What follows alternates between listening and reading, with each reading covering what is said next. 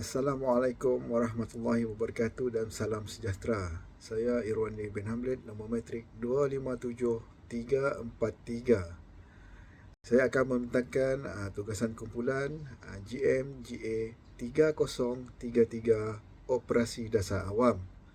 Tajuk tugasan kami adalah mengenai tajuk akhbar kes dera kanak-kanak meningkat.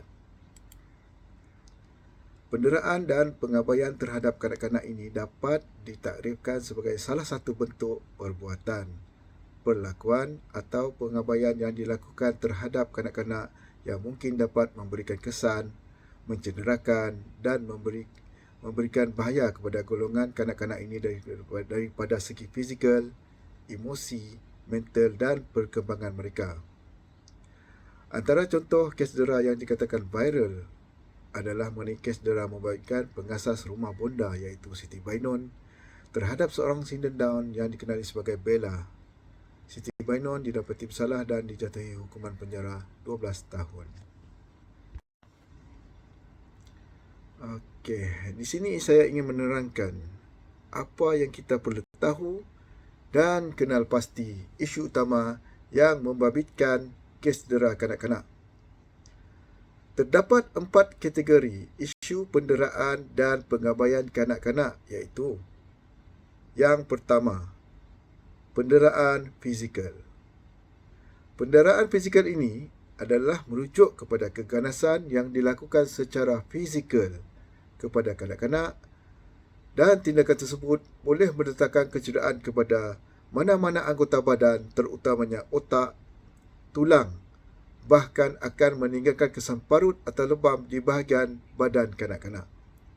Yang kedua adalah penderaan seksual.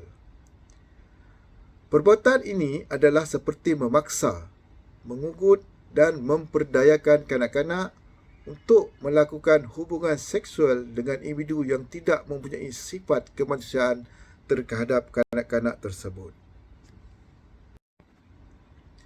Yang ketiga adalah penderaan emosi. Gangguan psikologi terutamanya dari segi mental dan emosi sama ada diabaikan, didera, dianiaya atau dihina oleh individu lain, mangsa akan mengalami tekanan jiwa, gangguan emosi dan mental dalam menjalani proses tumbuhan mereka. Ia seterusnya akan mendatangkan kesan dari dalam kanak-kanak tersebut. Yang keempat adalah pengabaian kanak-kanak.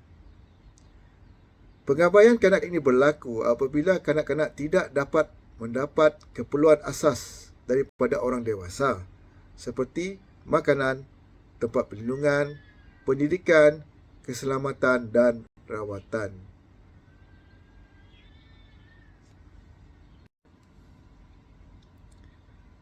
Apa yang kita tahu, keadaan jenayah yang berlaku disebabkan oleh keganasan rumah tangga, iaitu asasnya adalah daripada ibu bapa kanak-kanak tersebut, sehingga ia boleh mengundang kepada masalah penderaan dan pengabaian terhadap kanak-kanak.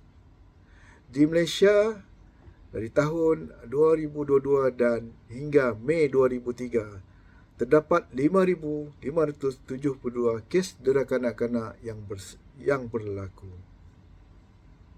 Bismillahirrahmanirrahim. Assalamualaikum warahmatullahi taala wabarakatuh.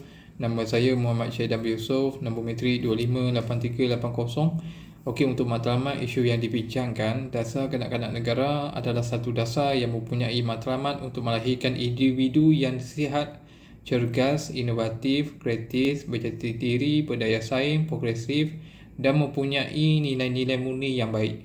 Okey, untuk tujuan dasar ini untuk memberikan hak kelangsungan hidup, perlindungan, perkembangan dan penyertaan kepada kanak-kanak ini supaya mereka dapat menjalani kehidupan yang baik dan mempunyai pembangunan sendiri di masa depan. Okey, untuk matlamatnya, memberi penekatan terhadap kesamaan dalam melindungi kanak-kanak ini, kecekapan daripada semua pihak untuk membenteraskan isu penderaan kanak-kanak, menjamin keselamatan dan kebajikan untuk kanak-kanak dan kebebasan kepada kanak-kanak dalam proses perkembangannya. Okey, untuk slide seterusnya, objektif dasar kanak-kanak negara. setiap kanak-kanak yang mempunyai hak untuk hidup dengan diberikan jagaan, pemeliharaan, kasih sayang, perkhidmatan kesihatan, sokongan dan bantuan sosial. Yang kedua, setiap kanak-kanak kurang upaya mempunyai hak untuk dilindungi daripada sebarang bentuk penderaan dan pengabaian. Yang ketiga, setiap kanak-kanak mempunyai hak untuk perkembangan holistik dari segi fizikal, kognitif, sosial, emosi, sasiah dan kerohanian. Yang keempat, kanak-kanak, ibu bapa, penjagaan komuniti dan masyarakat perlu sedar akan hak kanak-kanak. Okey, untuk slide seterusnya, pendapat berkaitan tindakan kerajaan terhadap isu. Yang pertama, undang-undang dan hukuman mengikut Seksyen 31 dalam kurungan 1A Akta Kanak-kanak 2021. Untuk yang kedua, penubuhan dasar kanak-kanak negara bertujuan untuk memberi hak yang sewajarnya kepada golongan kanak-kanak ini. Yang ketiga, pihak Polis Diraja Malaysia PDRM telah merupakan Sistem Nasional Urgent Response bertujuan untuk memudahkan maklumat disalurkan kepada pihak berkuasa untuk diambil siasatan. Okey, slide seterusnya sambungan daripada slide yang tadi. Yang nombor 4, mengadakan kempen ceramah dan seminar penderaan kanak-kanak dan sebagainya. Yang kelima, menubuhkan Kementerian Pembangunan Wanita, Keluarga dan Masyarakat KPWKM, yang mana ianya merupakan sebuah kementerian yang memberikan tumpuan penuh terhadap kebajikan dan keselamatan bagi golongan wanita dan kanak-kanak dan juga keluarga yang dianiayai. Yang keenam, menubuhkan Jabatan Kebajikan Masyarakat yang menyalurkan perhatian dan sumbangan kepada mereka yang memerlukan sokongan dorongan, melancarkan kerjasama dengan pelbagai pihak dan agensi bagi mengatasi isu penderaan kanak-kanak ini.